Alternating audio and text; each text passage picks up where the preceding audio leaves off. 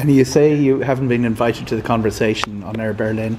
Looking at EasyJet's reaction, do you think that they have been given an in and there's some sort of measure of anti-Ryanairism running in Berlin? I don't think there's any anti-Ryanairism when we look at the demand and we look at all the various types of people who fly with Ryanair out of Germany. When you judge the response to Ryanair by German consumers, it's been great, and everything that we've wanted, and particularly everything we've done with always getting better at for business travellers, better for families.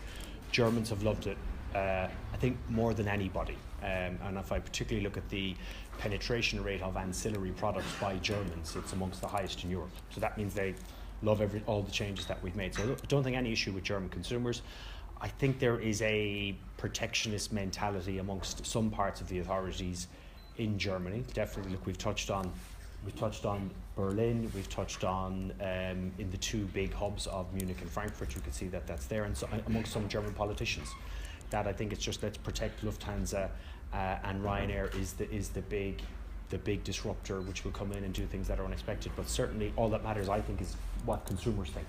And where they want to spend their money to get on which aircraft, and that's what they're doing with us. The rest we won't get too worried about. Look, we're bad at buying other airlines, but what we're good at is organic growth, and that's what we'll continue to do in Germany. So we will continue to complain to the Bundeskartellamt, to DG Comp in Brussels, but we were interested in some slots that Air Berlin would have had. But if you take what we've done in the past 4 years, we've doubled in size in Germany organically. We'll continue to do that, and all that this means is that the number one and number two will come together, but they'll also be smaller. Lufthansa is not going to run everything that Air Berlin runs, so it's still an opportunity-rich environment in Germany, and we're not upset if some people think, oh, we want to keep Ryanair at bay in Germany. I think consumers will decide in the end. And if you're Lufthansa picking a competitor, who would you choose, EasyJet or Ryanair? I mean, people talk about the process in Germany. As far as I can see, the process ended the day of the announcements. The process has been going on for quite a long time. The current boss of Air Berlin is a former Lufthansa executive, and no right-minded executive would leave a company like Lufthansa to take over Air Berlin unless the process had started long before. So, it's clearly protectionist, it's clearly illegitimate. It'll probably succeed.